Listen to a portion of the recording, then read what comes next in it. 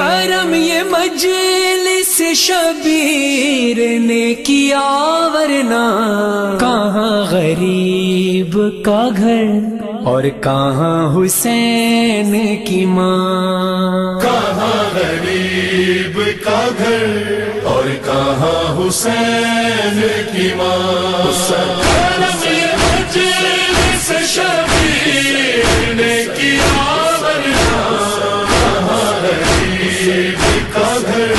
اور کہاں حسین کی ماں۔ اعوذ باللہ من الشیطان اللعین الرجیم، بسم اللہ الرحمن الرحیم، الحمد للہ وکفی وسلام علی عبادہ الذین اصطفی۔ درود بھیجیے محمد وعلی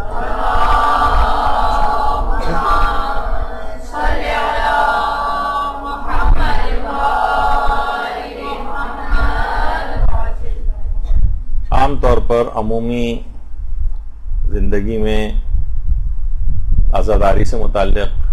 کچھ باتیں، کچھ سوالات، شبہات دماغوں کے اندر پیدا ہوتے ہیں، تو بہت سی چیزیں، بہت سی سنی سنائی تو بہت ہوتی ہیں، لیکن دلائل کے ساتھ واقفیت نہیں ہوتی کہ اس کے اندر کوئی حقیقت ہے یا نہیں ہے، یہ بات ایسے ہی مشہور ہو گئی ہے۔ اس میں ایک جملہ آپ نے بہت ذاکرین سے، ذاکرات سے یہ سنا ہوگا کہ جس وقت مجالس عزا برپا ہوتی ہے تو معصومین علیہم السلام اس مجلس عزا کے اندر یا ان مجالس عزا میں خود حاضر ہوتے ہیں، شریک ہوتے ہیں۔ تو اس مسئلے میں اصلاً دیکھا جائے سنی ہوئی تو بات بہت ہے، لیکن دو ایکسٹریمز پائی جاتی۔ ہمارے ہاں مسئلہ یہی ہے کہ چیزوں میں بہت افراط و تفریط ہوتی ہے، یعنی لوگ حد اعتدال پہ نہیں ہوتے اور ایک دم سے ایکسٹریم پر چلے جاتے ہیں، اور درمیان میں جو حد اعتدال کی راہ ہوتی ہے وہی راہ رشد و ثواب ہوتی ہے، یعنی وہی سب سے بہتر راہ ہوتی ہے۔ تو ایک ایکسٹریم تو اس مسئلے کی یہ ہے کہ معصومین کا آنا ناممکن ہے، ایک دفعہ جو اس دنیا سے چلا گیا ہے وہ اب اس دنیا کے اندر واپس نہیں آئے گا، اس کی بھی بہت شور اٹھتا ہے کہ پہلی انتہا پسندی۔ وہ کہتے نہیں معصومین کا آنا یہ ناممکن چیز ہے، اور بلکہ وہ یہاں تک کہتے ہیں کہ جو نظریے کا قائل ہو کہ معصومین عالم ارواح سے اس دنیا کے اندر مجالس عزا کے اندر شریک ہونے کے لیے آتے ہیں، وہ غالی ہیں، یہ افراد، یہ لوگ شرک کرتے ہیں، تو غالی اور مشرک ہونے کا ان افراد کے اوپر وہ افراد الزام لگاتے ہیں۔ تو یہ خود ایک انتہا پسندی، وہ کہتے ہیں معصومین کا آنا ناممکن ہے۔ اچھا، دوسری ایکسٹریم کیا ہے؟ دوسری انتہا پسندی یہ ہے کہ ہر شخص اس بات کا مدعی ہے، بہت سی مجالس کے اندر تو باقاعدہ یہ نعرے لگتے ہیں، اب آپ سب لوگ خاموش ہو جائیں، اب حضرت زہرا تشریف لے آئی ہیں، اب امیر المومنین آ گئے ہیں، امام حسین آ گئے ہیں، اس طرح کے بھی نعرے لگتے ہیں۔ یہ دوسری انتہا پسندی، اس کے متعلق ابھی آگے چل کے فتاوے وغیرہ بھی ذکر ہوں گے۔ تو اصل جو بات ہے اس کے اندر حد اعتدال یہ ہے کہ ان معصومین علیہم السلام کا ان مجالس عزا میں آنا یہ امر ممکن ہے، اور یہ واقع ہونے کے بہت قریب ہے۔ یعنی ابھی آگے چل کر کچھ روایات بھی آپ کے سامنے آئیں گی، مجتہدین کے فتاوے وغیرہ بھی ذکر ہوں گے کہ یہ آنا ممکن ہے، ان ہستیوں کا ان مجالس عزا کے اندر آنا ممکن ہے۔ اس پر اتنے زیادہ مشاہدات ہیں، اتنے زیادہ مکاشفات ہیں، اتنے زیادہ علماء کے اقوال ہیں، اتنے زیادہ صاحبان ایمان کی اپنے مشاہدے کی چیزیں ہیں کہ اس کے اوپر کئی درس ہو سکتے ہیں اگر وہ سب بیان کرنے بیٹھے۔ تو اچھا، اب یہ دونوں افراد ایک دوسرے کو بالکل رد کرتے ہیں، وہ کہتے ہیں کہ یہ لوگ غالی اور مشرک ہیں، اور جو اس حد تک قائل ہیں وہ ان کو کہتے ہیں کہ یہ لوگ مقصر ہیں۔ تو بہرحال درمیانی راہ ہے کہ ائمہ جس مجلس میں بھی چاہیں آ سکتے ہیں اور آتے ہیں، لیکن یہ کہ ہر شخص اگر اس طرح کا کوئی دعویٰ کرنے لگے کہ نہیں اسی کی مجلس میں، یعنی ہر طرح کی مجلسیں ہو رہی ہیں، یہاں تو ایسے افراد بھی ہیں، آپ کو پتا ہے کہ وہ کس طرح کے مضامین اپنی مجلسوں کے اندر پڑھتے ہیں، عورتوں کی کتنی بے پردگی کی لحاظ سے بری حالت ہوتی ہے،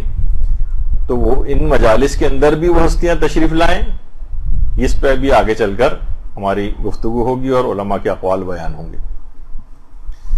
اچھا اب دیکھیے ایک مسئلہ اور آپ کے دماغ میں رہے کہ کیا یہ عقیدہ رکھنا واجب ہے؟ کیا یہ عقیدہ رکھنا واجب ہے کہ ائمہ مجالس کے اندر آتے ہیں؟ تو دیکھیے نہ تو یہ عقیدہ رکھنا واجب ہے، یعنی اگر کوئی عقیدہ نہیں رکھتا تو کوئی بات نہیں، وہ شیعت سے خارج نہیں ہوگا. اور نہ ہی ایسا عقیدہ کوئی کہے کہ نہیں ایسا عقیدہ رکھنا حرام ہے کہ جس سے انسان غالی اور مشرک ہو جاتا ہے، تو ایسا بھی کوئی مسئلہ نہیں. یعنی اس کے اندر نہ تو کسی کے کفر و ایمان کا کوئی مسئلہ ہے، نہ ہی اس کے اندر کسی کی شیعت کا کوئی مسئلہ ہے. بس ایک سمجھیں کہ ایک کانسیپٹ ہے، ایک بات ہے. اگر کوئی اس پہ دلائل کے تحت یقین کرنا چاہے تو یقین کرے، نہیں یقین کرنا چاہے، بلکہ یقین رکھنے والے افراد جو ہیں ان کی ذمہ داری زیادہ فزوں تر ہو جاتی اور بڑھ جاتی. ابھی ہم آگے چل کر اس کو بھی ڈسکس کریں گے کہ ائمہ اگر مجالس اعضاء کے اندر آتی ہیں اور آپ کا یہ عقیدہ ہے تو پھر تو آپ کی مجالس کا معیار بہت زیادہ بہتر ہونا چاہیے، خود ہمارے گھر کا معیار بہت زیادہ بہتر ہونا چاہیے. اس پہ بھی آگے چل کر گفتگو ہوگی. اچھا اب دیکھیں جاہل کی ہمیشہ نشانی یہ ہوتی ہے کہ جاہل افراط و تفریط کا شکار ہوتا ہے. افراط و تفریط. اچھا مراسم اعضاء کے سلسلے میں بھی یہی جہالت ہے. بہت سے تمام مراسم اعضاء کے پیچھے لگ گئے کہ حرام ہیں، یہ خرافات ہیں، یہ بکواسیات ہیں معاذ اللہ. اور بہت سے ایسے ہیں کہ جو کہتے ہیں کہ نہیں ہمیں شریعت سے ہم ہر طرح سے آزاد ہیں، جس طرح سے بھی کریں، شریعت کو اس میں بولنے کا حق نہیں ہے، عشق وغیرہ کا معاملہ ہے. نہیں ایسا بھی نہیں ہے. تو افراط و تفریط ہمیشہ جاہل افراط و تفریط کے اندر مبتلا ہوگا.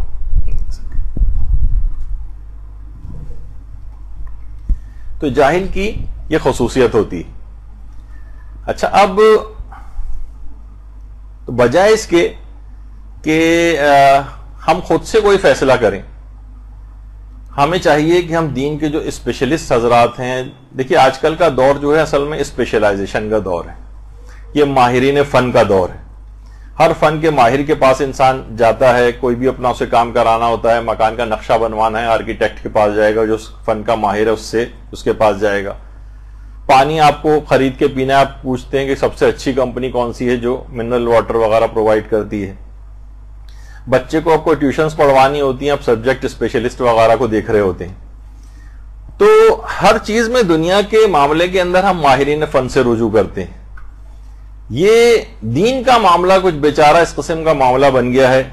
کہ ہر واٹس ایپ کے اوپر آپ یقین کیے بیٹھے ہوتی ہیں. بالش بھر کی کسی نے کوئی پوسٹ لگا دی، اس کے اوپر یقین کیا ہوتا ہے.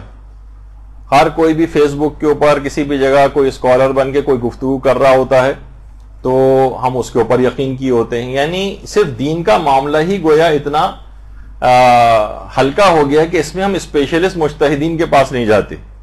ان کی رائے کو معلوم نہیں کرتے، بلکہ کسی نے بھی کوئی بھی بات بتا دی، اور عورتیں تو خاص طور پر واٹس ایپ ایک دوسرے ادھر آیا اور بغیر سوچے سمجھے دوسرے کو فارورڈ کر کے اسے پھیلا دیا. مجتہدین کی تمام روایات کے اوپر نگاہ ہوتی ہے. رجال کے وہ بہت بڑے کھلاڑی ہوتے ہیں علم رجال کے، اور ان سے بہتر نظریہ کوئی نہیں بتا سکتا. لہذا صرف اور صرف ان مجتہدین کرام اور مراجع اعظام کی طرف جو رجوع کرنا چاہیے اور ان کی بات کو سمجھنا چاہیے. ان کی بات سب سے زیادہ قابل اعتماد ہوتی ہے. اچھا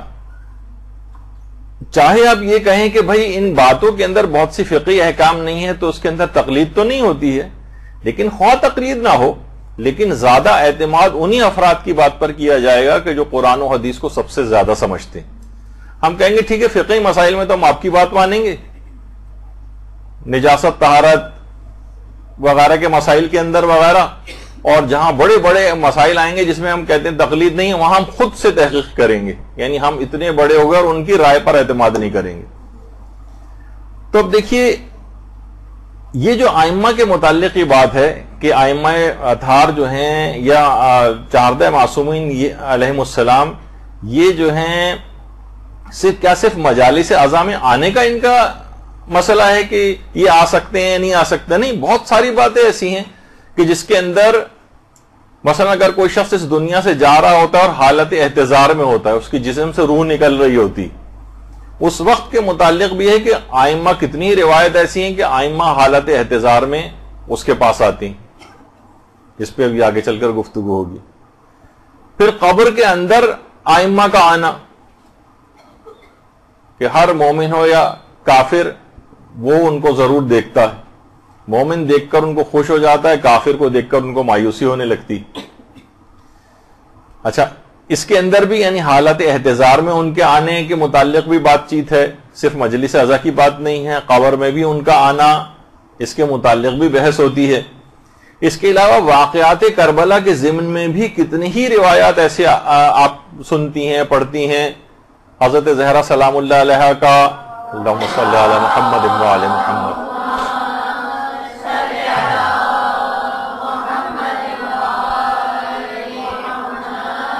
شہادت امام حسین علیہ السلام کے وقت تشریف لانا، اسی طریقے سے حضرت رسول خدا کا، اور بہت ساری اس طرح کی باتیں.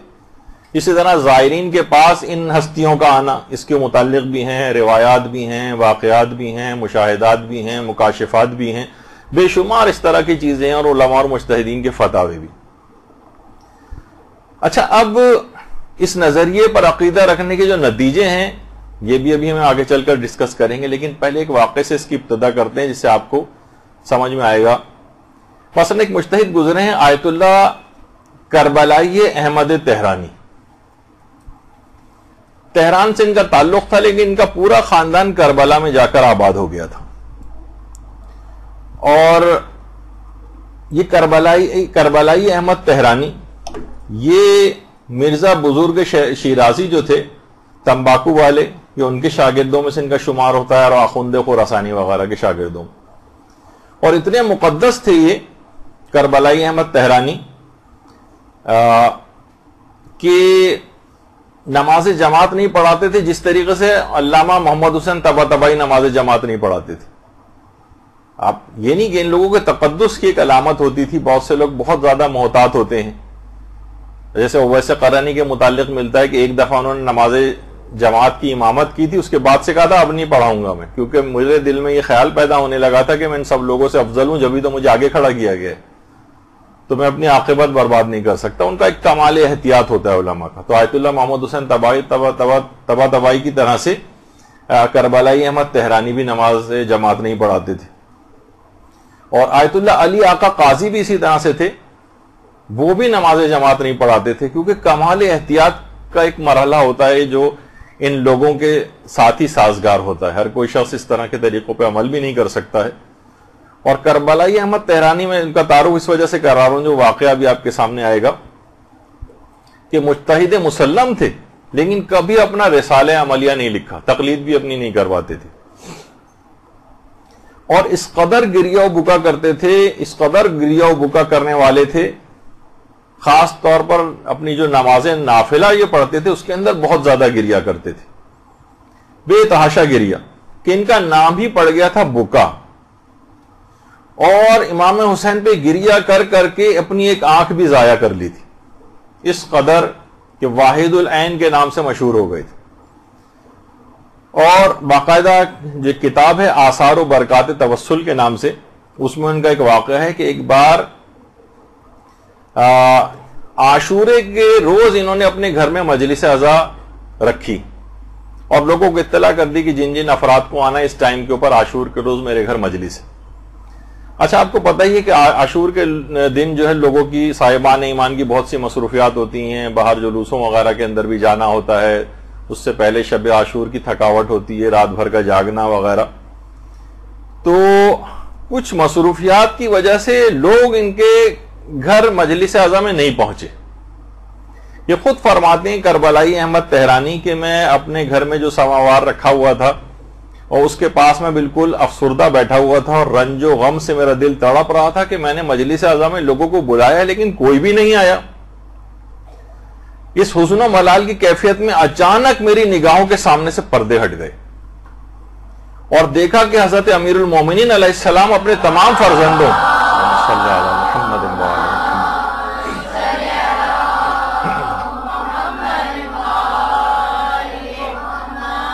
اپنے تمام فرزندوں ائمہ اطہار کے ساتھ امیر المومنین اس مجلس میں آ کر بیٹھے ہوئے ہیں، اور امیر المومنین کی آنکھوں سے آنسو رواں ہیں. اور فرمایا کہ اگرچہ آج کوئی بھی تمہاری مجلس میں نہیں آیا تو کیا ہوا، ہم تو آئے ہیں، چلو بسم اللہ کرو اور مجلس عزا کا آغاز کرو۔ تو یہ خود کربلائی احمد تہرانی یعنی خود ایک مجتہد یہ واقعہ سنا رہا ہے، اور اتنا مقدس مجتہد کہ کہا جاتا ہے کہ اس قدر گریا کرتے تھے کہ نماز عصر میں گریا کرتے کرتے انتقال ہوا تھا ان کا۔ تو اور اس قدر ان کے مقامات تھے کہ باقاعدہ آیت اللہ بزرگ تہرانی، یہ خود ہمارے کتنے بڑے علماء کے اندر شمار ہوتے ہیں، حدیث کے اور رجال کے ماہر، وہ خود فرماتے ہیں کہ ان کے آیت اللہ کربلائی احمد تہرانی کے انتقال کے بعد میں نے ان کو خواب میں دیکھا تھا، اور میں نے ان سے پوچھا کہ اللہ نے آپ کو جن مقامات عالیہ کے اوپر فائز کیا ہے، آپ مجھے بتائیے کہ آپ کے ساتھ کیا ہوا۔ تو انہوں نے خواب میں ہی مسکرا کر ان کی طرف دیکھا اور صرف ایک جملہ کہا، حلوہ تن تنانی تن آخوری نہ دانی، یہ ایک ایسا حلوہ ہے جب تک تم کھاؤ گے نہیں تمہیں سمجھ میں نہیں آئے گا۔ یعنی تفصیل نہیں بتائی، لیکن مسکراتے ہوئے اس بات کو، یعنی جس طرح کمال احتیاط ایک دنیا کے اندر بھی ہوتا تھا، اسی طریقے سے اس عالم ارواح میں بھی اپنے متعلق انہوں نے اس لحاظ سے بات نہیں کہی، اور کہا کہ جب تک تم خود اس کیفیت سے گزرو گے نہیں، کیفیت بتائی نہیں جا سکتی، ان مقامات کو بتایا نہیں جا سکتا، تم لوگوں کی سمجھ میں نہیں آئے گا۔ تو اس طرح کے بے شمار مجتہدین کے واقعات ہیں کہ ائمہ خود ان مجالس عزا کے اندر آتے ہیں، اور صالحین کے واقعات ہیں جو خود مشاہدہ کیے گئے۔ اور باقاعدہ آیت اللہ بہجت کے متعلق تو مشہور ہے، آیت اللہ بہجت بارہا یہ بات کہتے تھے، در محضر آیت اللہ بہجت کے نام سے جو کتاب ہے اس کی پہلی جلد میں بھی ہے کہ آیت اللہ بہجت فرماتے تھے بارہا دیکھا گیا ہے کہ رسول خدا حضرت امیر شہزادی فاطمہ الزہرا امام حسن اور امام حسین علیہ السلام مجالس حدیث قصہ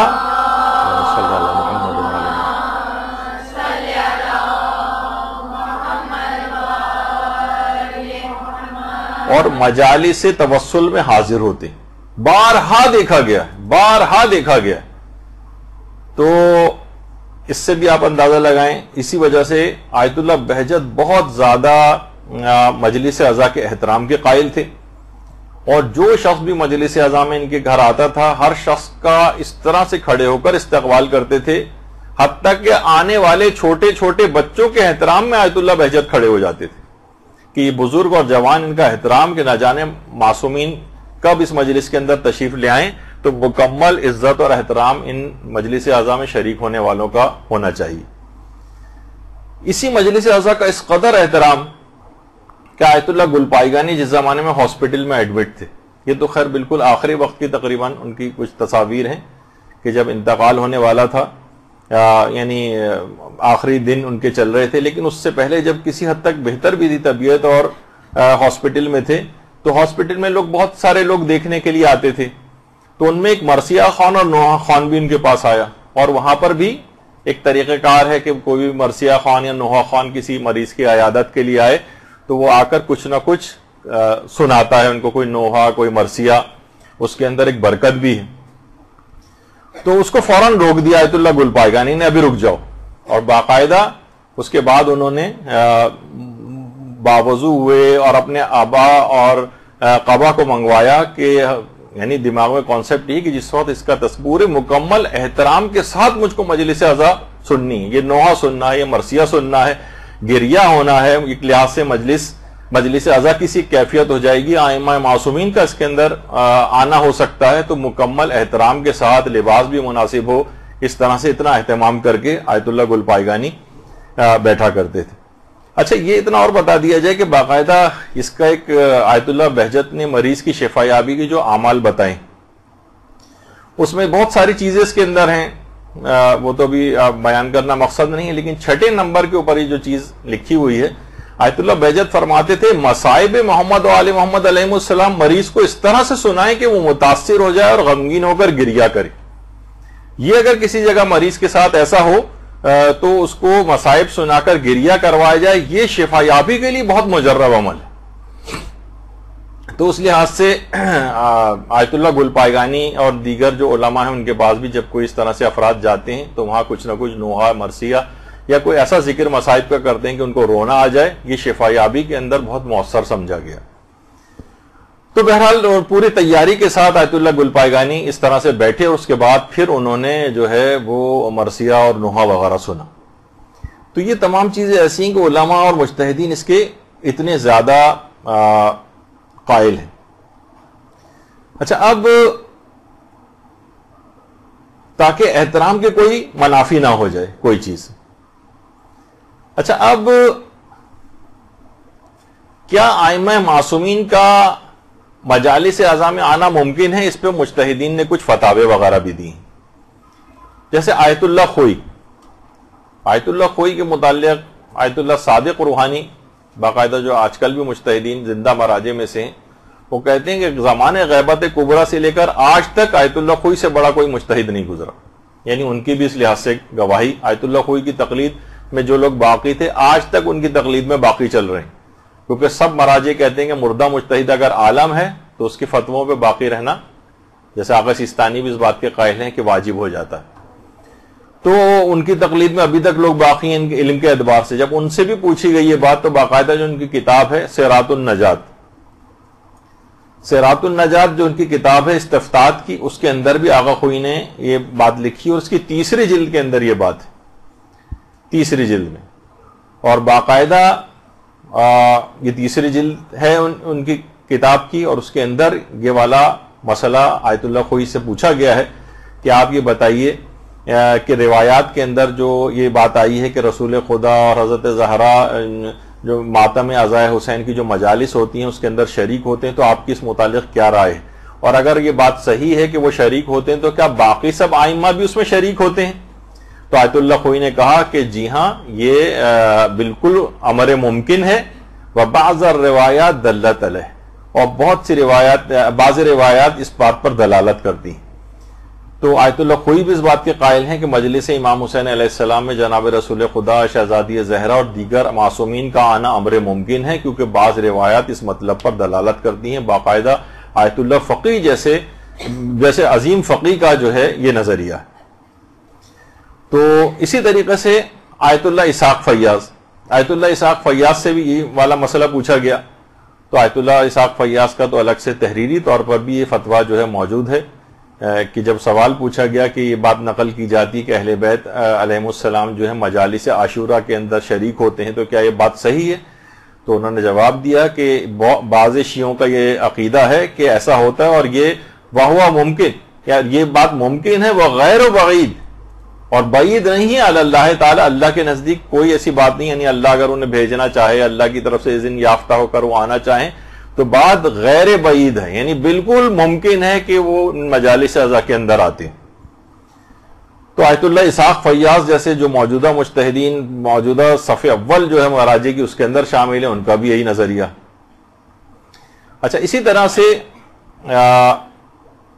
آیت اللہ محمود شاہرودی، محمود ہاشمی، آیت اللہ محمود ہاشمی ان کے متعلق بھی یہی ہے. جب ان سے پوچھا گیا کہ آپ ان روایات کے متعلق کیا فرماتے ہیں کہ جو یہ بتاتی ہیں کہ 14 معصومین علیہ السلام مرنے والوں کے پاس یا حالت احتضار میں یا ان کی قبر میں آتے ہیں، تو ان روایات کے متعلق آپ کا کیا خیال ہے؟ تو انہوں نے جواب دیا کہ فی نفس ہی یہ بات ممکن ہے، کیونکہ روایات سے یہ بات ظاہر ہوتی ہے کہ ارواح انبیاء اور ائمہ کا اللہ کے پاس ایک خاص مقام ہے. تو فی نفس ہی یہ بات بالکل ممکن ہے کہ ائمہ کی ارواح مرنے والے کے پاس حالت احتضار میں اور قبر میں، کیونکہ یہ سب چیزیں آپس میں جڑی ہوئی ہیں. یعنی اس دنیا کے اندر ہی ظاہر انسان مر رہا ہے، قبر کے اندر جا رہا ہے، تو جب یہاں آ سکتی ہیں، قبر میں آ سکتی ہیں، اس کے گھر حالت احتضار میں آ سکتی ہیں، تو مجلس اعضاء میں کیوں نہیں آ سکتی؟ تو اس لحاظ سے بھی یہ بات فتوے کے اندر انہوں نے بیان کی. اور آیت اللہ سیستانی سے بھی یہ بات پوچھی گئی کہ بعض خطبہ یہ کہتے ہیں کہ حضرت زہرا اور تمام ائمہ معصومین اجمعین جو ہیں وہ مجالس اعضاء میں آتے ہیں، تو کیا یہ عقیدہ رکھنا اسلام کے منافی ہے؟ یعنی یہ عقیدہ رکھا جائے تو کیا اسلام کے خلاف کوئی بات ہے کہ یہ مجالس اعضاء میں آتے ہیں؟ یعنی اتنا یہ لوگ پروپیگنڈا انہوں نے کیا ہے کہ اچھے خاصے لوگ بھی ابھی اس بات کے منکر ہو گئے کہ ائمہ قبر میں بھی آتے ہیں. تو آیت اللہ سیستانی نے کہا کہ مصادر اسلامی ماخذوں میں یعنی کتاب و سنت میں ایسا کچھ نہیں ہے کہ جس سے یہ پتہ چلے کہ عقیدہ رکھنا خلاف اسلام ہے. ایسا کوئی کتاب و سنت کے اندر نظریہ نہیں پایا جاتا کہ اگر کوئی یہ عقیدہ رکھے کہ ائمہ معصومین جو ہیں وہ مجالس عزا میں یا مثلاً ان جگہوں کے اوپر آتے ہیں مجالس وغیرہ کے اندر، تو یہ عقیدہ رکھنا خلاف اسلام نہیں ہے، اسلامی ماخذوں میں ایسی کوئی بات نہیں ہے، اور یعنی یہ نظریہ صحیح ہے۔ البتہ یہ کوئی ضروریات دین و مذہب کا بھی مسئلہ نہیں ہے، یعنی اگر کوئی اس کو نہیں مانے تو ایسا نہیں کہ وہ شیعت سے خارج ہو جائے یا اسلام سے باہر نکل جائے۔ تو آیت اللہ سیستانی نے اس لحاظ سے ایک بیلنس بات کی ہے، لیکن بہرحال اس کے اندر ایسا کچھ نہیں ہے۔ اچھا، پھر دوسرا ایک اور فتویٰ آیت اللہ سیستانی سے جو ہے وہ پوچھا گیا کہ یہی والا سوال کہ عاشورہ کی جو مجالس ہوتی ہیں اس کے اندر کیا یہ آتی ہیں شخصیات، کیا یہ ممکن امر ہے؟ تو انہوں نے جواب دیا کہ جی ہاں ممکن ہے، کیونکہ یہ طبعاً یہ چیز ممکن ہے، البتہ وہ اپنی ارواح کے ذریعے ان مجالس اعضاء میں حاضر ہوتے ہیں، لا باجسادہم، البتہ اپنے جسموں کے ذریعے، یعنی جسم مادی نہیں ہے وہ، بلکہ جسم نورانی ہے، روحانی طور پر وہ اس کے اندر شریک ہوتے ہیں۔ عام جسم جو جیسے ہمارا جسم ہے، مادی جسم ہے، جسم انصری ہے، اس کے اندر مجلس اعضاء میں نہیں آتی۔ تو یہ ایک بھی دماغ میں یہ بات رہنی چاہیے کہ آیت اللہ سیستانی نے اس سلسلے میں یعنی اس بات کا انکار نہیں کیا ہے، بلکہ اس کا کہا ہے کہ طبعاً یہ ممکن ہے۔ اچھا، کیا معصومین علیہ السلام کی مجلس اعضاء میں جو حضور ہے یا حاضری عموماً ہوتی ہے؟ یعنی زیادہ تر کیا ایسا ہوتا ہے؟ تو ایک تو ابھی آپ نے سن ہی لیا آیت اللہ بہجت کا جو نظریہ، آیت اللہ بہجت فرماتے تھے کہ بارہا دیکھا گیا ہے، بارہا دیکھا گیا ہے، اور ایک روایت بھی اس سلسلے کے اندر ہے، وہ آگے چل کر پیش ہوگی۔ اچھا، یہی والا مسئلہ آیت اللہ حافظ بشیر نجفی سے بھی پوچھا گیا کہ کیا معصومین خصوصاً جناب زہرا سلام اللہ علیہا کا مجالس میں تشریف لانا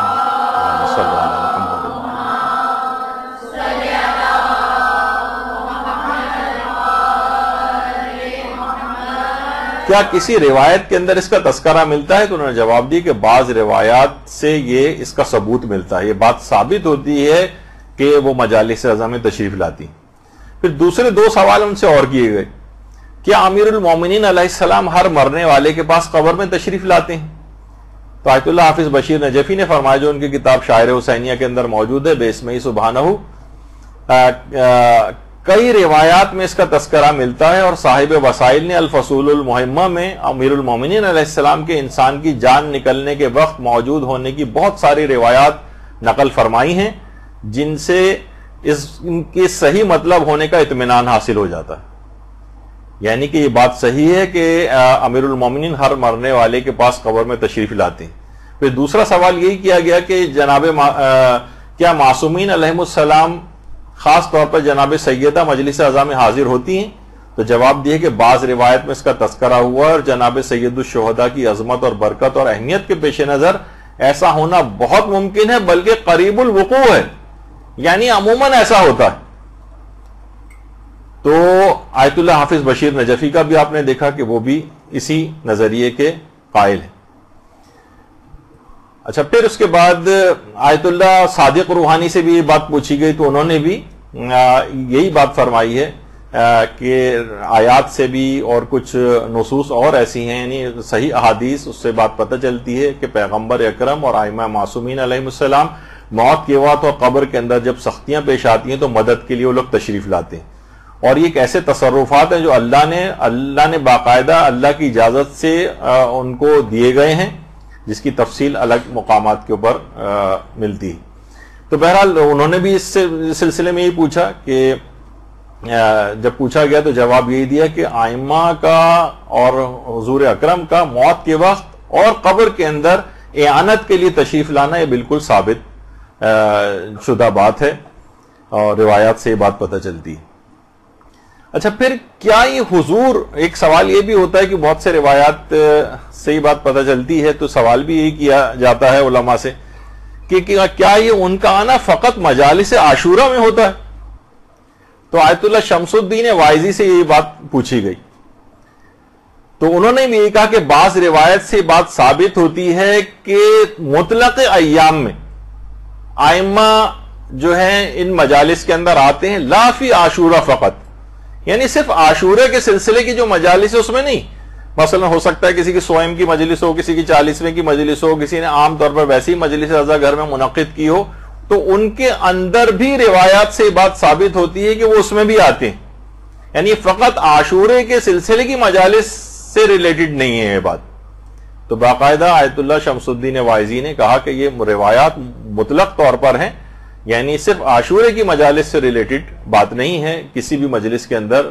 وہ تشریف لا سکتے ہیں. اچھا, اب اس سلسلے میں جو افراد ہیں وہ کہتے ہیں کہ ظاہر روایات کی سند کے متعلق بھی بات ہوتی ہے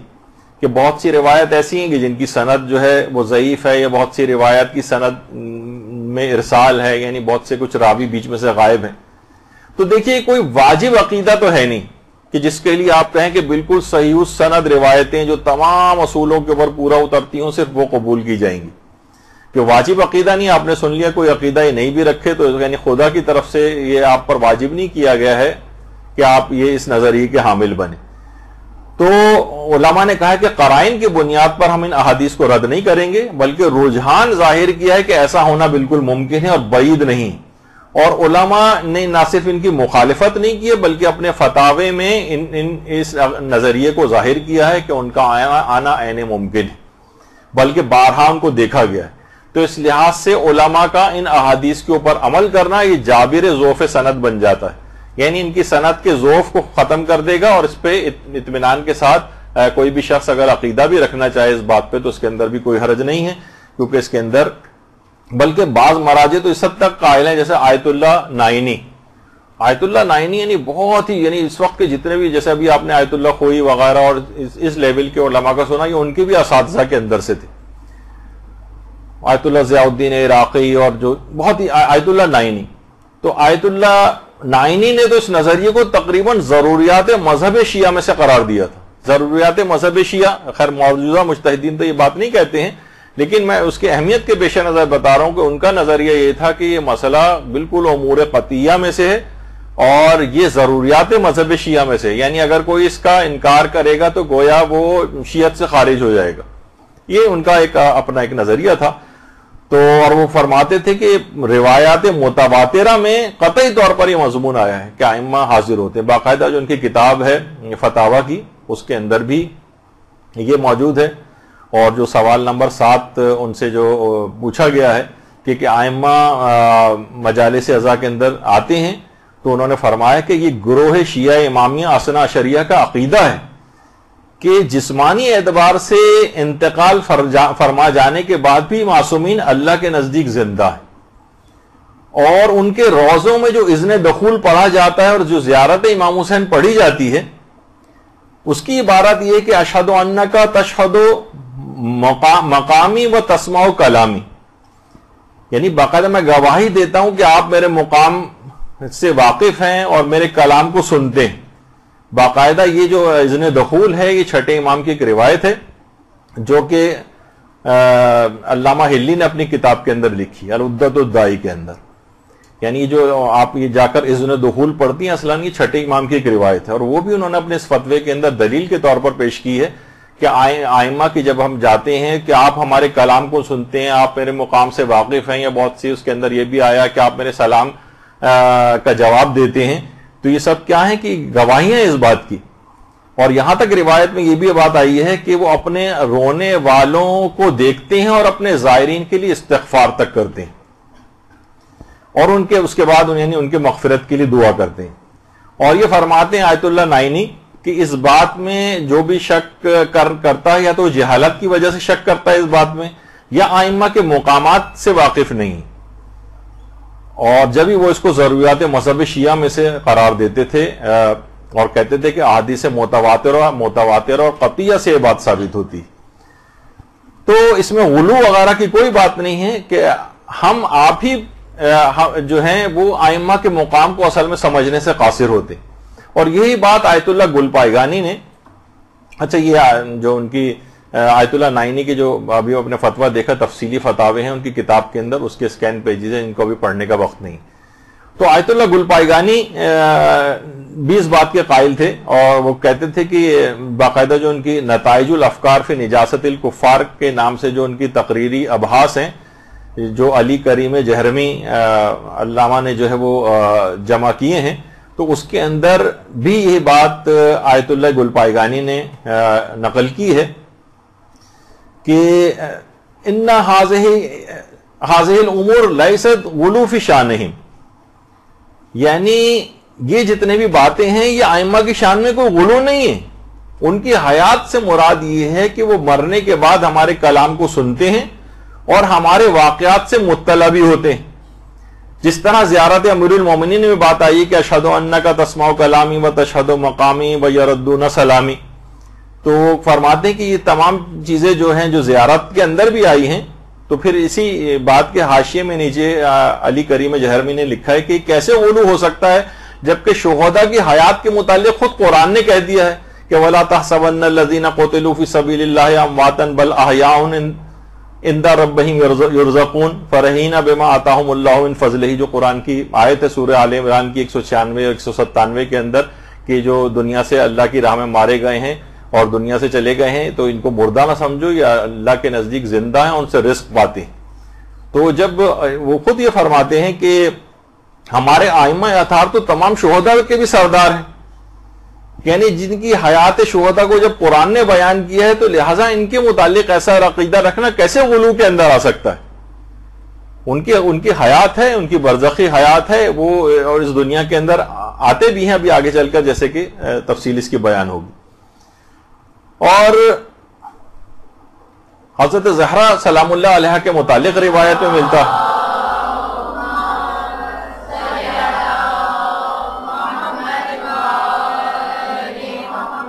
باقاعدہ کامل الزیارات کی جو، بلکہ اس کا جو ڈائریکٹ ہی ہم نے اس کے اوپر پوسٹ بھی بنائی تھی کہ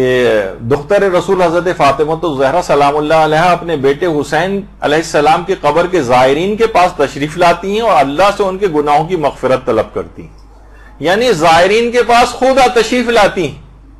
یعنی وہ اس دنیا کے اندر معصومین کا آنا، حضرت زہرا کا آنا، یہ باقاعدہ روایات کے اندر یہ بات بیان ہوئی، کامل الزیارات کے اندر بھی اس لحاظ سے ہے. اور آیت اللہ مرشی نجفی نے تو باقاعدہ اپنے والد کا، میں کئی دفعہ اس واقعے کو پڑھ بھی چکا ہوں، لیکن انہوں نے بڑے تفصیل کے ساتھ اپنے مکاشفات کو آیت اللہ مرشی نجفی نے بیان کیا تھا. نہ جانے کتنے واقعات انہوں نے معصومہ قوم کے سلسلے میں بیان کیے ہیں کہ کتنی دفعہ معصومہ قوم سے ان کی ملاقات ہوئی ہے، مکاشفے میں ملاقات ہوئی ہے، اور باقاعدہ ان کا جو وصیت نامہ چھپا ہے اس کے اندر بھی ان کے تمام ان واقعات کو جمع کیا گیا ہے. اور ایک زمانہ تھا جب ابتدائی جوانی کا، تو ان کے پاس بہت سارے پرابلمز وغیرہ تھے، تو بالآخر یہ مایوس ہو کر کربلا پہنچے تھے اور وہاں پر امام حسین، وہاں دیکھا انہوں نے کہ ذریعے امام حسین کے پاس کربلا میں بہت ساری ارواح ہیں جو کہ قرآن پڑھ رہی ہیں، یعنی ان کا کام ہی ہے کہ امام حسین کی قبر کے پاس بیٹھ کر تلاوت قرآن کریں، جس میں ان کے اپنے والد کی روح بھی وہاں پر موجود تھی. خود انہوں نے کہا میں نے دیکھا کہ میرے والد کی روح بھی تلاوت قرآن کر رہی ہے. ان کی والد کی روح نے ان کو دیکھا، ان کے پاس آئی اور آ کر کہا کہ تمہیں کیا کام ہے امام سے؟ انہوں نے کہا کہ مجھے یہ فلاں فلاں چیزیں امام سے دریافت کرنی ہیں، میرے کچھ حاجات ہیں. کہا کہ تم جو پوچھنا ہے جلد پوچھ لینا، کیونکہ امام حسین علیہ السلام کو اپنے ایک بیمار زائر کی عیادت کے لیے جانا ہے. درود بھیجیے محمد و آل محمد.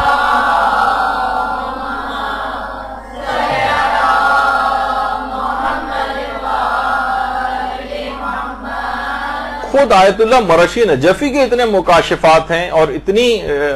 باتیں ہیں کہ پوری کتابوں کے اندر تذکرہ ہیں کہ حضرت معصومہ قم سے کیسے کیسے ملاقات ہوتی تھی، کیا باتیں ہوتی تھیں، خود امام حسین علیہ السلام سے کیا کیا باتیں ہوئی، اپنی تمام حاجتیں انہوں نے پیش کی. امام نے ساری حاجتوں کو قبول کیا، صرف ایک حاجت کو کہا کہ یہ قبول نہیں ہو سکتی، جو حاجت یہ تھی کہ میں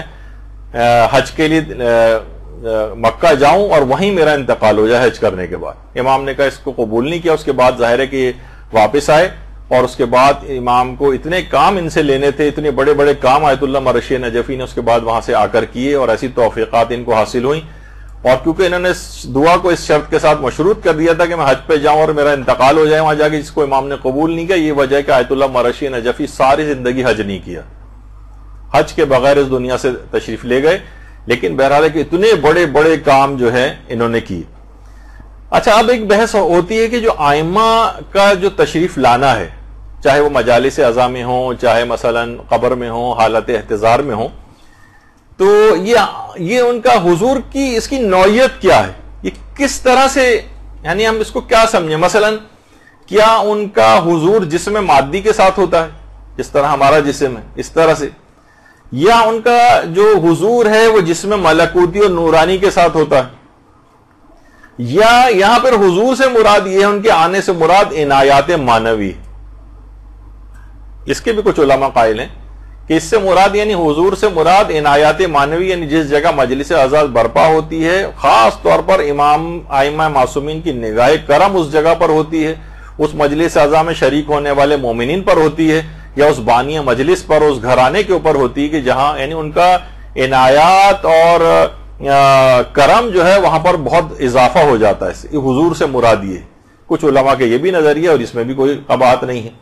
یعنی مثلا ائمہ اطہار اگر کسی جگہ نہیں بھی بالفرض کسی مجلس میں آئے تب بھی مجلس عزا پر ان کی خاص نگاہ ہوتی ہے اور ان کا ایک خاص کرم ہوتا ہے اور خاص عنایات اور فضیلتیں اس جگہ اور اس مقام کو اور اس گھرانے کو حاصل ہوتی ہیں. اچھا اب آیت اللہ شیخ جواد تبریزی، آیت اللہ شیخ جواد تبریزی سے یہ سوال کیا گیا کہ کیا یہ اعتقاد رکھنا جائز ہے. اچھا جو صراط النجات ہے آیت اللہ خوئی کے استفتات پر ہے، اسی کے اوپر حاشیہ آیت اللہ شیخ جواد تبریزی نے لکھا، اس کی 3 جلد ہے. اس میں یہ سوال ان سے پوچھا گیا کہ کیا یہ اعتقاد رکھنا جائز ہے کہ حضرت زہرا عورتوں کی مجالس میں آنے واحد میں متعدد مجلسوں میں اپنے مادی جسم کے ساتھ بنفس نفیس حاضر ہوتی ہیں. دیکھیں کتنی ساری چیزیں سے آنے واحد میں، یعنی ایک ہی وقت میں ظاہر کتنی مجلسیں ہو رہی، سینکڑوں ہزاروں مجلسیں ہو رہی، تو اگر وہ آتی ہیں تو آنے واحد میں متعدد مجالس کے اندر اپنے اسی جسم کے ساتھ، جس میں انصری جو ہے ہمارا گوشت خون سے بنا ہوا جو جسم ہوتا ہے، کہ کیا اسی جسم کے ساتھ حاضر ہوتی ہیں. تو آیت اللہ شیخ جواد تبریزی نے اس کا جواب دیا کہ نوری اور ملکوتی صورت میں ایک وقت میں متعدد جگہ حاضر ہونے میں کوئی مشکل نہیں،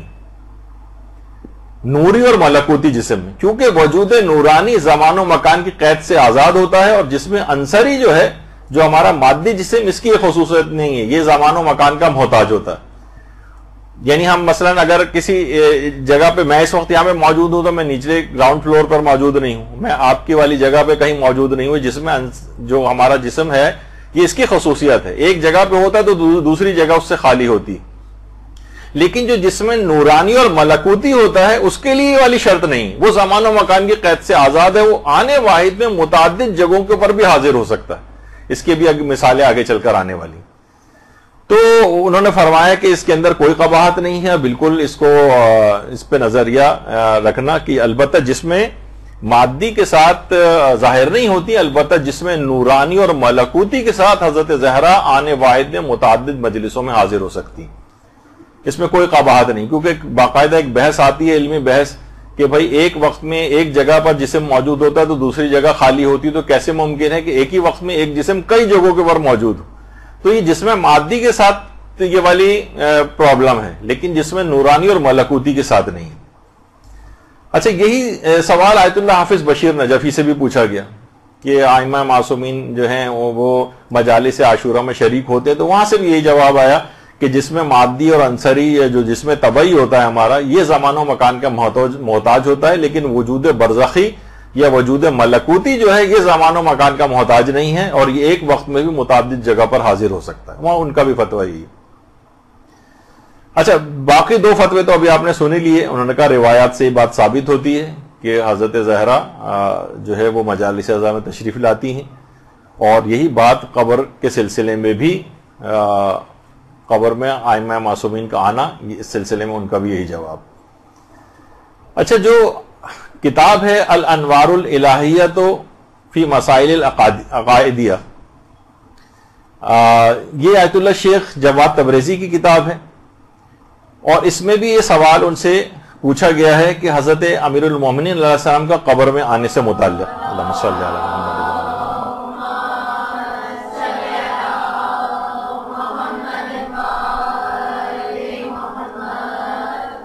سوال یہ پوچھا گیا ایک وقت میں بہت سے لوگ مر رہے ہوتے ہیں تو کیا امیر المومنین ایک ہی وقت میں سب کے پاس یعنی کس طرح سے آ سکتے ہیں؟ تو انہوں نے یہی جواب دیا کہ وجود نوری کے ساتھ حاضر ہوتے ہیں، وجود مادی کے ساتھ نہیں. جیسا کہ روایت معتبرہ میں آیا ہے کہ ان کا اس مادی جسم سے پہلے وجود نوری تھا. یعنی ائمہ اطہار جو مادی جسم میں اس دنیا میں تشریف لائے ہیں، روایات سے یہ بات پتہ چلتی ہے کہ اس سے پہلے ان کا ایک وجود نوری خدا خلق کر چکا تھا. اور وجود نوری کے لیے زمان و مکان کی کوئی شرط نہیں ہے، اور وہ آنے واحد میں متعدد جگہوں کے اوپر پایا جا سکتا ہے. اور باقاعدہ بحار الانوار کی جو چھٹی جلد ہے اس میں بھی پنجتن پاک کے قبر میں آنے کا جو ہے وہ تذکرہ موجود ہے.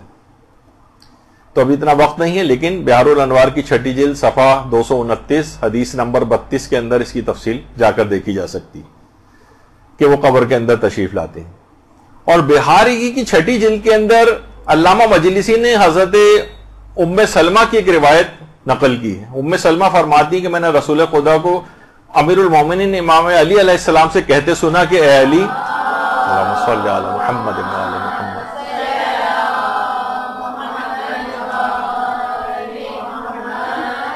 کہ اے علی تمہارے محب 3 جگہوں پر خوشی پائیں گے. نمبر 1، جب ان کی روح قبض ہو رہی ہوگی تو آپ وہاں موجود ہوں گے. نمبر 2، جب قبر میں سوال و جواب ہوگا تو آپ ان کو تلقین کریں گے. جب ان سے سوال پوچھا جائے گا تو امیر المومنین جواب دیں گے کہ تم یہ جواب دو، یعنی سکھائیں گے. جب قبر میں سوال و جواب ہوگا تو آپ ان کی تلقین کریں گے، ان کو تلقین کریں گے. اور جب اعمال پوچھے جائیں گے قیامت میں تو آپ ان کو پہچانوائیں گے کہ یہ میرا ہے. تو ان 3 جگہوں پہ اے علی تمہارے محب خوشی پائیں گے. تو حضرت ام سلمہ کی اس روایت سے بھی پتہ چلا کہ قبض روح کے وقت یعنی جان کنی کی جب کیفیت ہے، چاہے گھر میں ہو، ہسپتال میں ہو، کسی بھی جگہ انسان کی ڈیتھ ہوتی ہے تو امیر المومنین اس وقت حالت احتضار میں ان کا آنا، اور قبر میں سوال و جواب کے وقت ان کا آنا، اور جب اعمال کا باقاعدہ پوچھا جانے لگے گا قیامت میں اس وقت وہ پہچان کرائیں گے کہ یہ میرا محب ہے. تو پھر اور روایات کے اندر بھی یہ بات آئی ہے کہ امام صادق علیہ السلام سے پوچھا گیا، اللہم صلی علی محمد و آل محمد،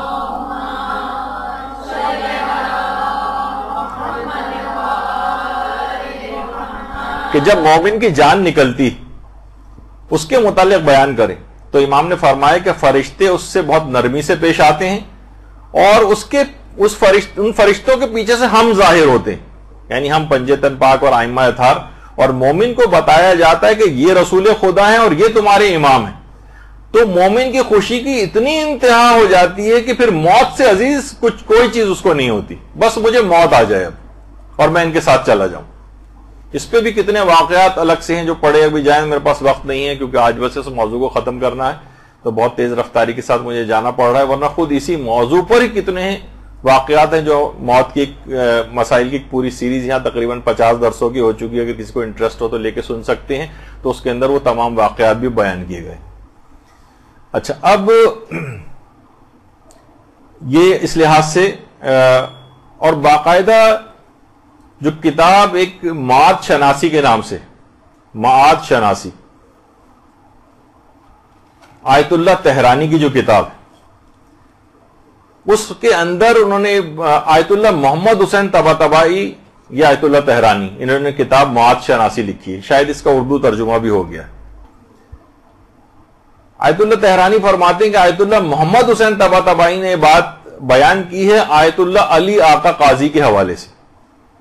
محمد حسین طباطبائی کے استاد تھے آیت اللہ علی آقا قاضی. وہ کہتے تھے کہ جس زمانے میں یعنی وہ نجف اشرف ہی میں رہا کرتے تھے آیت اللہ علی آقا قاضی، تو وہ فرماتے ہیں کہ نجف میں جس محلے میں رہتا تھا وہاں پر آفندی قبیلہ ہوا کرتا تھا، جن میں سے اکثر کی زیادہ تر کی تعداد غیر شیعہ تھی، غیر شیعہ حضرات تھے. وہاں پر ایک عورت کا انتقال ہو گیا اس عورت کی ایک ہی بیٹی تھی اور اتنی محبت ماں کے ساتھ کرتی تھی، اتنی محبت ماں کے ساتھ کرتی تھی کہ جب ماں کا انتقال ہو گیا تو لپٹ کے اس نے ایسا وہ لپٹی ہے ماں سے کہ کسی صورت چھوڑنے کو تیار نہیں ہو رہی. جب ماں کو قبر میں دفن کے لیے لے جایا گیا تب بھی وہ چھوڑنے کو تیار نہیں ہو رہی، اور لوگوں کو ایسا لگا کہ اگر ہم نے اس کو ماں سے جدا کیا تو کہیں یہ انتقال ہی نہ کر جائے بچی، وہ لڑکی. تو کہہ رہے ہیں لوگوں نے بالآخر سمجھ میں نہیں آیا ان کی، اور کہا کہ ہم نے ماں کو تو قبر کے اندر لٹا دیا، وہ بچی نے ماں کو کسی صورت چھوڑنے کو تیار نہیں تھی، تو ہم نے قبر کو بند نہیں کیا اور اوپر سے کوئی ایسی چیز اس پہ رکھ دی تاکہ بچی بھی جو ہے وہ سانس گھٹنے سے نہ مر جائے، اور قبر کو مکمل بند نہیں کیا. اور اگلے دن جب ہم وہاں پر پہنچے تو اتنا ایک وحشتناک منظر ہم نے دیکھا کہ وہ بچی جو چھوٹی بچی تھی اس کے سارے بال سفید ہو چکے تھے. آیت اللہ علی آقا قاضی نے آیت اللہ طباطبائی فرماتے ہیں کہ اس واقعے کو آیت اللہ علی آقا قاضی نے خود بیان کیا، اور اس آفندی قبیلے ہی کی وہ عورت کے انتقال کا واقعہ. تو لوگوں نے اس لڑکی سے پوچھا کہ کیا ایسی چیز ہوئی، تو کہا کہ جب آپ لوگ سب لوگ یہاں سے چلے گئے تو میں نے دیکھا کہ کچھ فرشتے جو ہیں وہ سوال و جواب کے لیے ماں سے آئے ہیں، ماں سے سوال و جواب کرنے کے لیے. تو ماں سے پوچھا کہ تیرا رب کون ہے، اس نے صحیح جواب دیا. کہا تیرا رسول کون ہے، اس نے صحیح جواب دیا. اور جب پوچھا فرشتوں نے کہ تیرا امام کون ہے، تیرا امام کون ہے، تو میری ماں خاموش ہو گئی، غیر شیعہ تھی، خاموش ہو گئی. تو ان فرشتوں کے پیچھے کھڑی ہوئی ایک نورانی شخصیت نے کہا لست لہا بامام، میں اس کا امام نہیں ہوں. دونوں فرشتوں نے اسی وقت آگ کے بنے ہوئے گرز اٹھائے اور میری ماں کو مارے، اور پوری قبر آگ سے بھر گئی، یہاں تک کہ آسمانوں تک وہ آگ چلی گئی. اتنا دہشتناک منظر تھا کہ جس سے میرے پورے بال سفید ہو گئے. خود آیت اللہ علی آقا قاضی فرماتے ہیں کہ وہ آفندی قبیلہ جو غیر شیعہ پورا ایک افراد کا قبیلہ تھا، وہ رہا کرتا تھا نجف میں،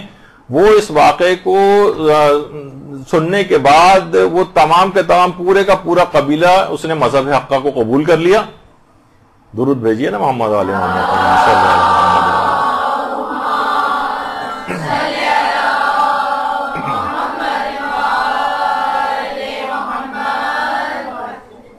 تو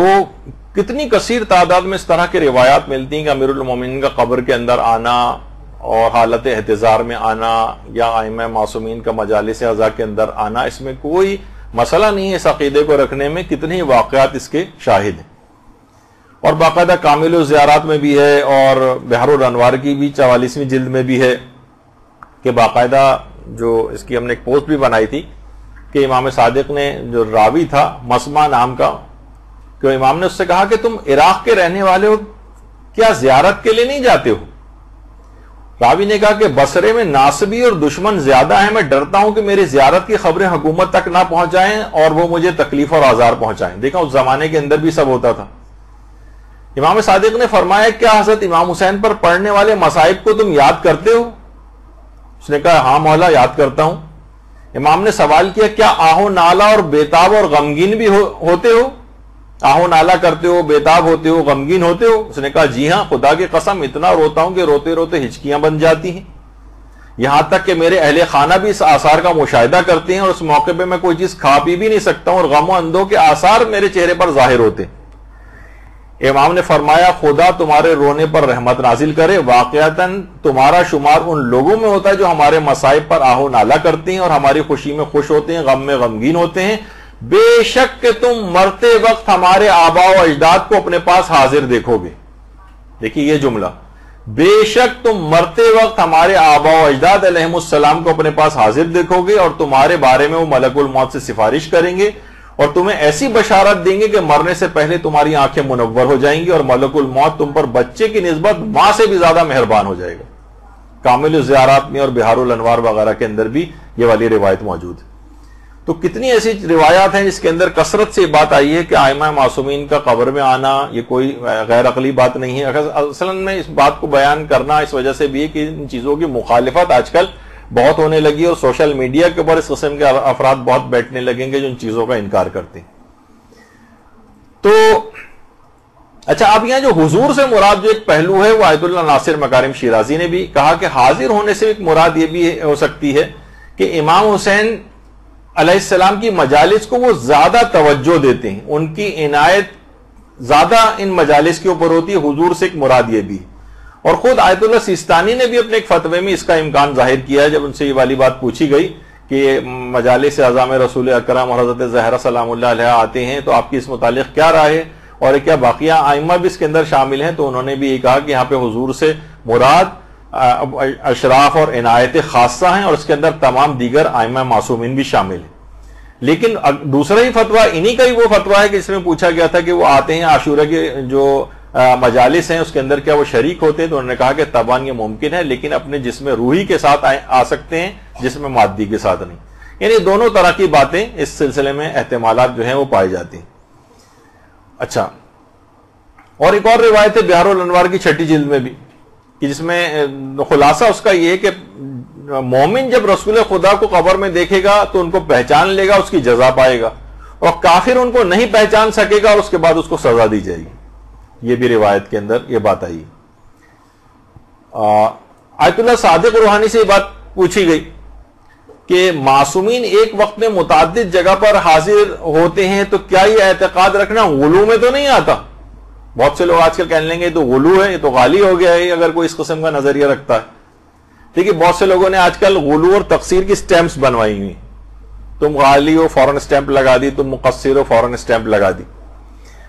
تو انہوں نے جواب دیا کہ وہ جس میں مثالی اور نوری کے ساتھ آنے واحد میں متعدد جگہوں پر حاضر ہو سکتے ہیں. یہ بات نہ صرف ممکن ہے بلکہ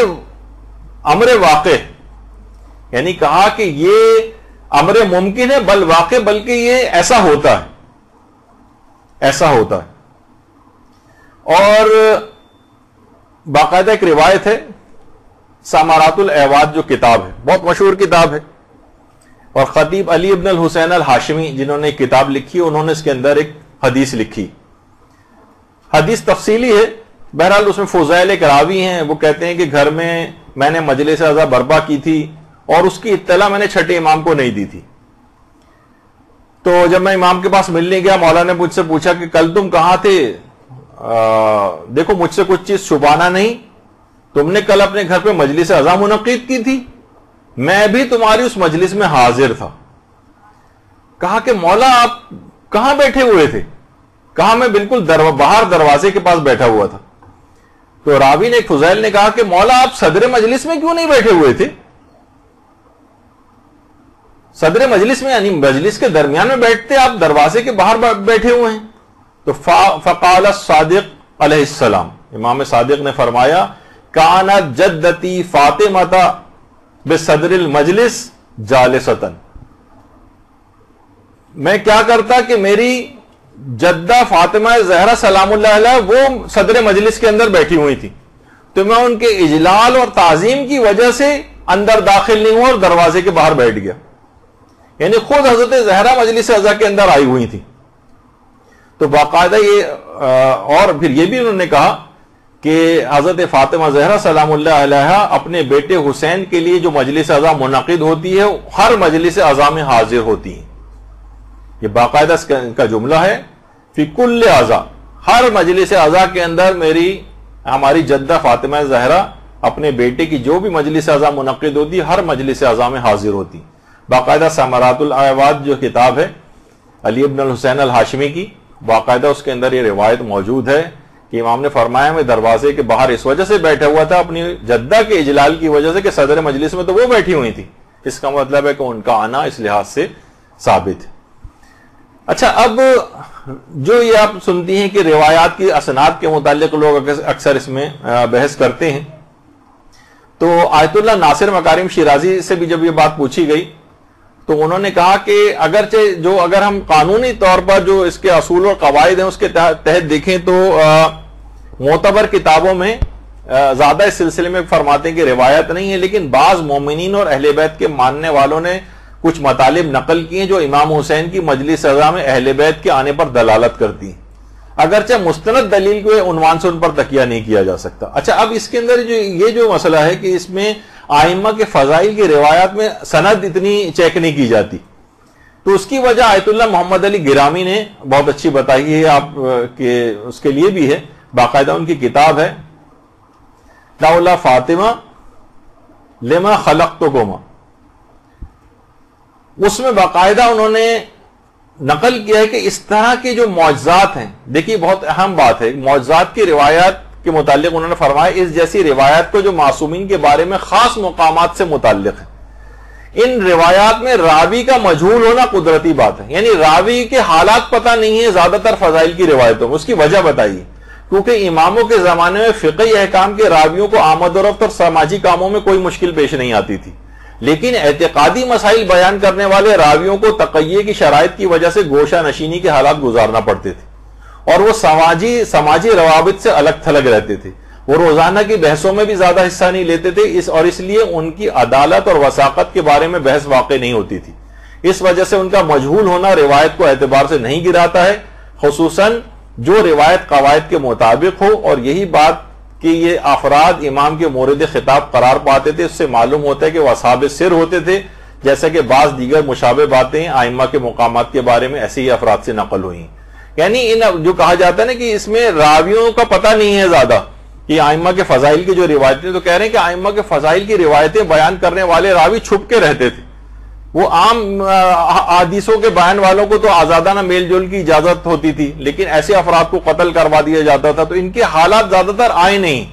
تو یہ معنی نہیں ہے جب بھی فضائل کی جو روایات بیان ہوتی ہیں اس کے راویوں کے حالات اگر نہیں بھی پتہ ہوتے تو علماء اس کو قبول کرتے ہیں، اگر اس کا مضمون خلاف اسلام نہ ہو بشرطے۔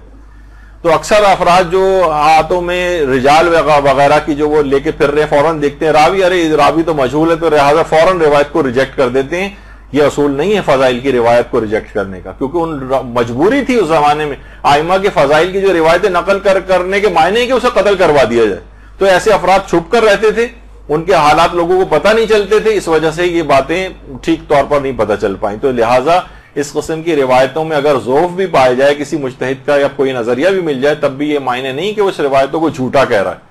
بلکہ یہ مسئلہ اس کے اندر اس طرح سے ہوتا ہے۔ اچھا، اسی طرح سے ابھی جو بات ہو رہی کہ اپنے جسمانی جو روحی اور ملکوتی اعتبار سے ائمہ کی ارواح جو ہے ہر جگہ پہنچتی ہیں، اس کی مثال علماء ایک اور بھی دیتے ہیں ملک الموت سے۔ دیکھیے تو ایک آپ کو سمجھانے کے لیے ظاہر ایک تصویر بنانی پڑتی ہے، ورنہ ملک الموت جو کافروں کے لیے اور ظالموں کے لیے تو بہت ہی خوفناک شکلوں میں آتا ہے کہ حضرت ابراہیم کہتے تھے کہ کوئی اور عذاب نہیں بھی آئندہ دیا جائے تو بس یہی کافی ہے اس کی شکل دیکھنا، اور جو مومن کے پاس اتنی حسین شکل کے اندر آتا ہے کہ وہ کہتے ہیں اس کے بعد اسے کوئی اور ثواب نہیں بھی دیا جائے تو بھی اس کی شکل دیکھنا ہی اتنا اس کے لیے کافی ہو جائے گا کہ اس کے بعد نہیں بھی کوئی دیا جائے تو اس کو کوئی افسوس نہیں ہوگا۔ تو بہرحال ایک سمجھانے کے لیے کہ ملک الموت بھی تو دیکھیے ایک وقت میں آنے واحد میں ہزاروں افراد مرتے ہیں، تو سب کی روح کیسے قبض کرتا ہے؟ الگ کوئی امریکہ میں مر رہا ہے، کوئی یورپ میں مر رہا ہے، کوئی ایشیا میں مر رہا ہے، کوئی کسی ملک کے اندر مر رہا ہے، اور ملک الموت آنے واحد میں ہر جگہ، کیونکہ وہ جس میں نوری اور ملکوتی رکھتا ہے، وہ فرشتہ ہے، اگرچہ خود ملک الموت کے انصار و اعوان فرشتے بھی۔ چوتھے امام نے باقاعدہ ان کو بھی سلام کیا کہ سلام ہو میرا ملک الموت پر اور اس کے انصار و اعوان فرشتوں پر جو اس کے مددگار بھی، لیکن خود ملک الموت بھی آنے واحد میں متعدد جگہوں پہ حاضر ہو سکتا ہے کیونکہ اس کا جسم ملکوتی۔ تو یہ بھی آپ کے سامنے رہے۔ اچھا، بعض علماء جیسے آیت اللہ محمد صادق صدر وہ اس بات کے قائل تھے۔ اچھا، آیت اللہ صادق صدر وہی ہیں صدام کے ساتھ جب ان کا ہوا تھا، اور بہت ایک ویڈیو بھی ٹی وی کے اوپر انٹرنیٹ پہ اور یوٹیوب وغیرہ کے اوپر موجود ہے کہ وہ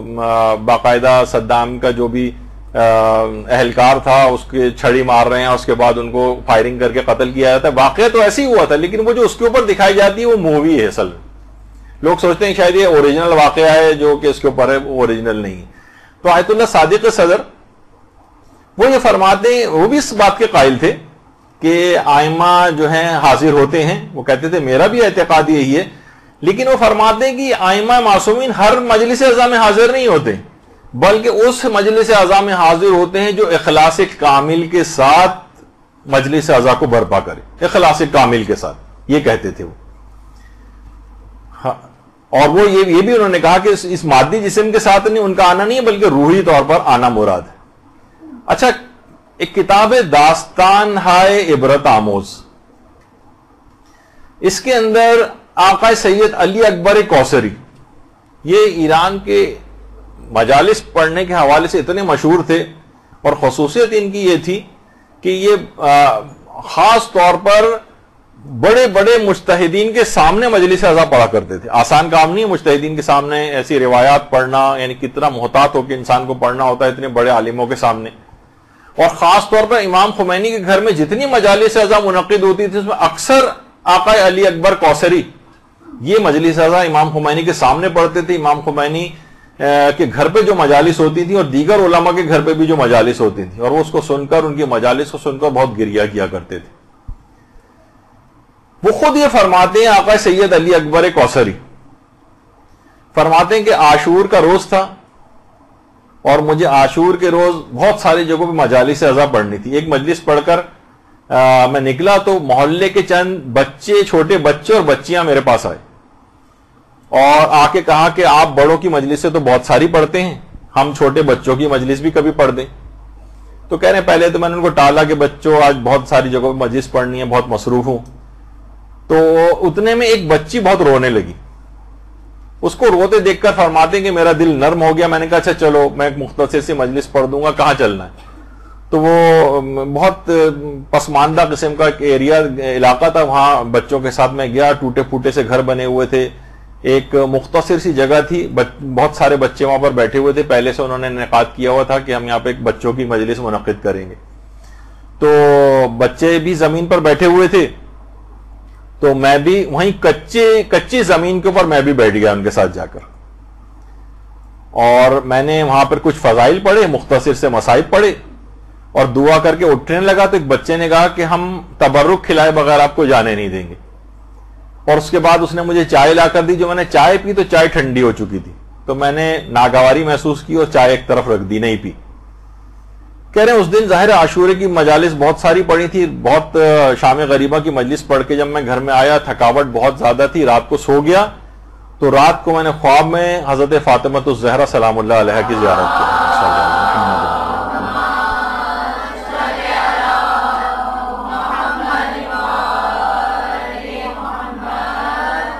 اور فرمایا حضرت زہرا نے کہ آج کے دن تمہاری کوئی مجلس قبول نہیں ہوئی ہے سوائے بچوں کی اس مجلس کی. تو گھبرا گئے کہ شہزادی ایسی مجھ سے کیا خطا ہو گئی کہ میری وہ مجلس قبول نہیں ہوئی؟ کہا تمہارے بڑوں کی مجالس میں اخلاص نہیں تھا، لیکن بچوں کے کچے مکان کی مجلس کو ہم نے قبول کر لیا اور میں خود وہاں موجود تھی. آقا علی اکبر کوثری فرماتے ہیں، ان کے الفاظ ہیں کہ حضرت زہرا نے کہا میں اس خود مجلس میں وہاں موجود تھی. البتہ تم سے ایک شکوہ اور یہ بھی ہے کہ وہ جو چائے تم نے رد کی تھی وہ ہم نے خود تیار کی تھی. اللہم صلی علی محمد وعلی محمد.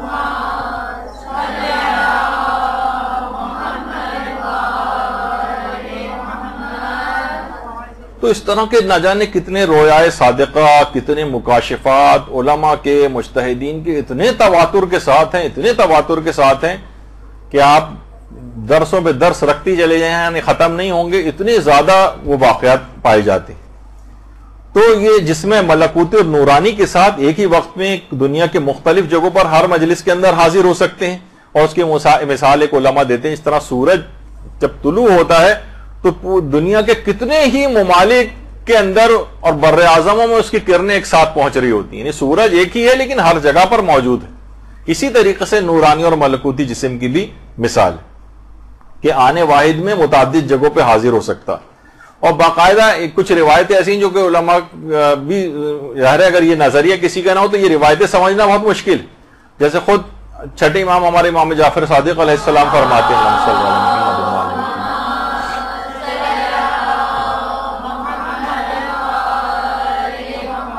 کہ ایک دن حضرت ام سلمہ روتی ہوئی نیند سے بیدار ہوئی. آپ سے پوچھا گیا کہ کیا ہوا ہے؟ فرمایا میرے بیٹے حسین شہید ہو گئے. میں نے خواب میں رسول خدا کی رحلت کے بعد سے ان کو ابھی تک نہیں دیکھا ہے، لیکن آج رات میں نے ان کو خواب میں دیکھا ہے. تو میں نے ان سے پوچھا کہ کیا ہوا ہے؟ تو رسول اکرم کو میں نے دیکھا کہ ان کا چہرہ مرجھایا ہوا اور وہ پریشان. تو رسول اللہ نے فرمایا میں نے گزشتہ رات صبح تک حسین اور ان کے اصحاب کے لیے قبریں کھودی. اعمالی شیخ صدوق صفحہ 202 کے اوپر یہ روایت موجود. پیغمبر فرماتے ہیں میں نے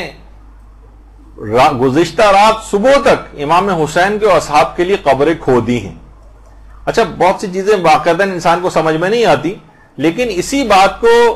آیت اللہ شیخ علی القرانی، ان کے کتنے ٹی وی پروگرامز ابھی بھی آتے ہیں، عرب چینلز وغیرہ اگر آپ دیکھیں، اور یہ آیت اللہ وحید خراسانی کے بھی شاگردوں میں سے، تو باقاعدہ آیت اللہ وحید خراسانی کی جو درس خارج ہیں،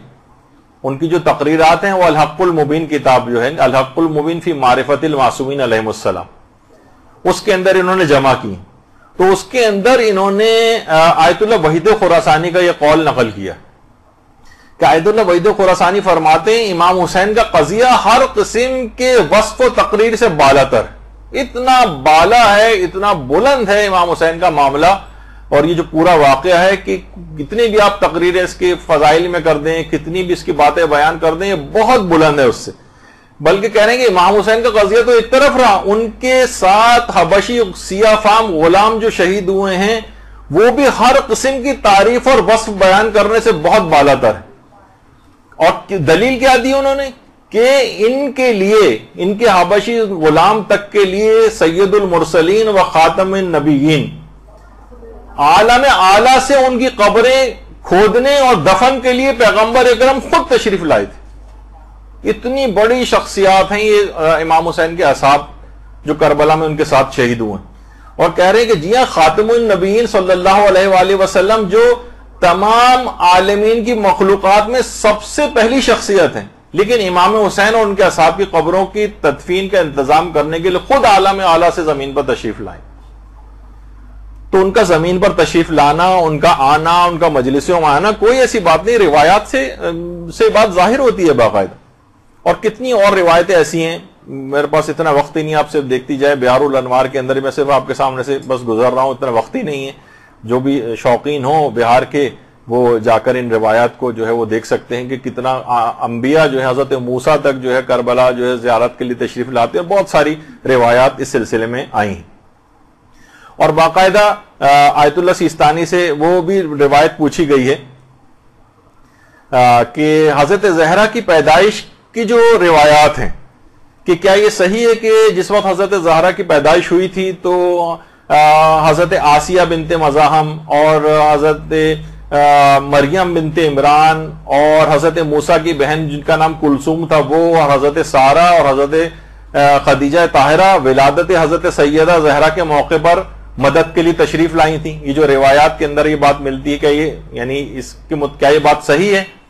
تو آیت اللہ سیستانی نے جواب میں فرمایا ورد ذالک فی بعض الروایات، یعنی اس بات کو ڈینائی نہیں کیا انہوں نے، بلکہ کہا کہ جی ہاں اس بات کا تذکرہ بہت سی روایات کے اندر آیا ہے کہ ان کی یہ ہستیاں اس وقت ولادت کے موقع پر تشریف لائی تھیں، تو عالم ارواح سے ان شخصیات کا اس دنیا کے اندر آنا یہ کوئی ایسی بات نہیں ہے، یہ ان کی پیدائش کے واقعات کے اندر بھی ملتا ہے، ائمہ کی شہادت کے واقعات کے اندر بھی ملتا ہے، اور ان کی مجلس عزا میں حاضری کے لیے بھی ملتا ہے، ان کی احتضار اور موت کے وقت اور قبر کے اندر دفن ہوتے وقت کے حالات کے اندر بھی ملتا ہے، تو بہرحال علماء کے فتووں سے بھی اس بات کی تائید ہوتی ہے۔ اچھا، پھر بہرحال اب اتنا وقت نہیں ہے، آیت اللہ صادق روحانی نے بھی اس بات کو ذکر کیا ہے، اور ان کا ایک دوسرا فتویٰ بھی جب ان سے پوچھا گیا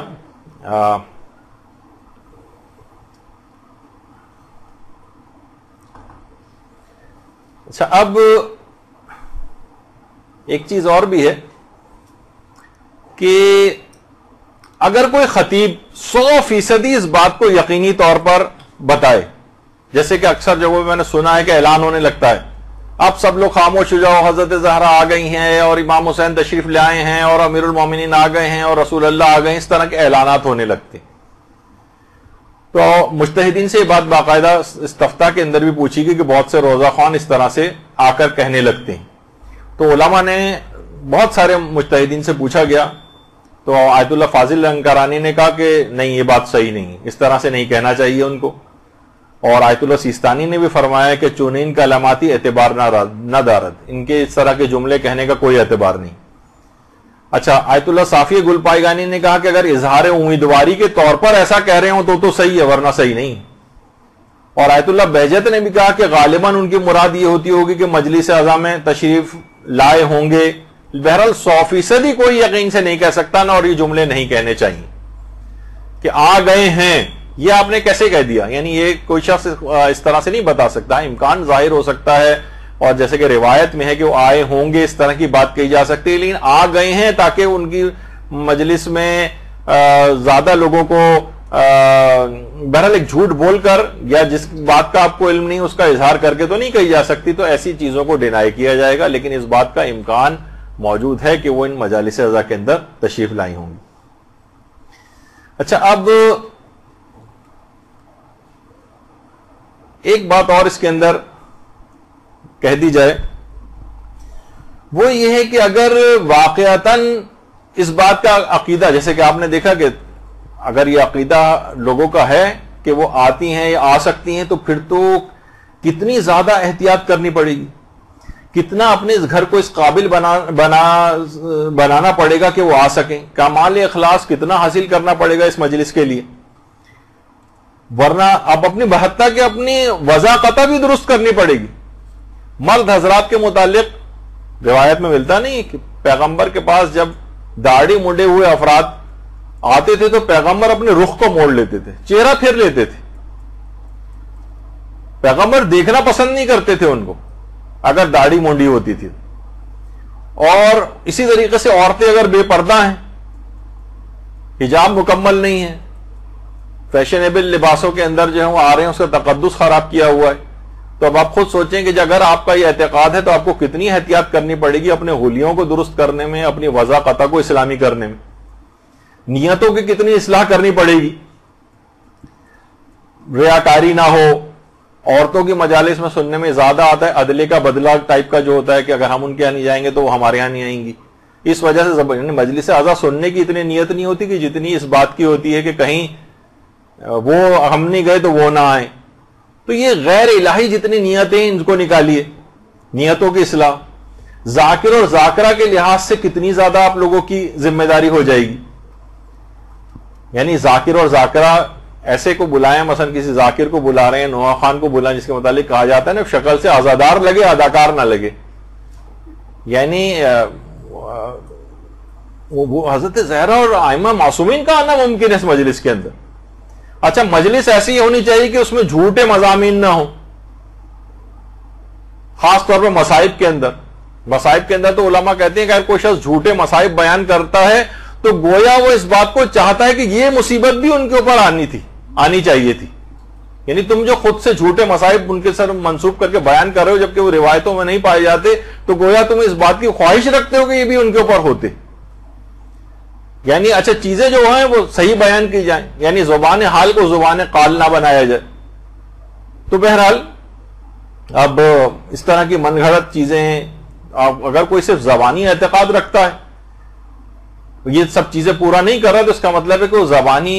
صرف اس نے عقیدہ رکھا ہوا، اصلاً اس کا عقیدہ نہیں ہے کہ امام وغیرہ اس مجلس کے اندر آتی۔ اچھا، ایک چیز اور بھی ہے، یہ اگرچہ موضوع سے تو خارج ہے کیونکہ بہت ہی تفصیلی پہلو ہیں اس بات کے اندر کہ کیا معصومین حاضر و ناظر ہیں۔ دو اوقات لوگ اللہ سے ان کا کمپیریزن کرنے لگتے ہیں، جس طرح اللہ حاضر و ناظر ہر جگہ پر ہے، تو دیکھیں حاضر و ناظر کی جو بحث ہے نا، یہ ملا دی جاتی ہے آپس میں، یہ دو الگ الگ بحثیں۔ حاضر ہونا ہر جگہ، آنے واحد میں ہر وقت ائمہ ہر جگہ حاضر ہیں، اللہ کی طرح سے ایسا نہیں۔ ہاں وہ البتہ جب چاہیں ناظر ہو سکتے ہیں، مثلا ادنا سی توجہ نفس کریں گے انہیں فوراً اللہ اس چیز کا علم عطا فرما دیتا ہے۔ اور یہ مختلف روایات کے اندر آیت اللہ ناصر مکارم شیرازی سے بھی پوچھا گیا یہ بات، تو انہوں نے کہا اگر وہ کسی چیز سے جب بھی مطلع ہونا چاہتے ہیں خدا کے حکم سے فوراً مطلع ہو جاتے ہیں،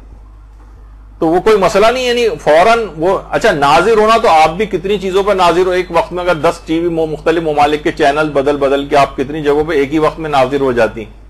ہر جگہ آپ دیکھ لیتی ہیں۔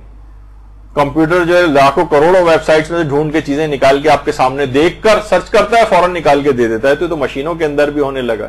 البتہ ہر جگہ خدا کی طرح سے حاضر ہونا یہ نہیں ہے ائمہ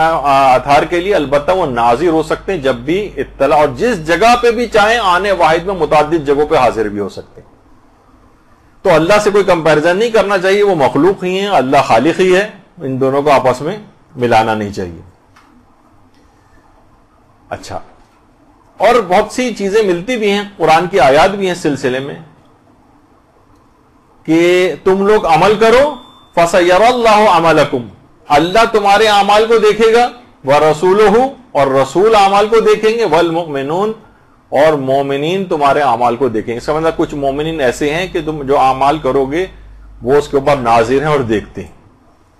جب یہ آیت اللہ بہجت کہتے تھے ابھی تمہارا جملہ منہ سے نکلتا بھی نہیں ہے کہ وہ امام زمانہ تک پہنچ جاتا ہے۔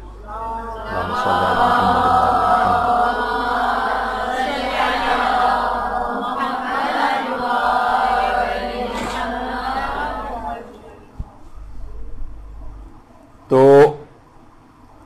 بس اب کیونکہ وقت ختم ہو گیا، باتیں ابھی بہت ساری مجھے بیان کرنا تھی، لیکن یہاں پر گفتگو ہم اپنی روکتے ہیں۔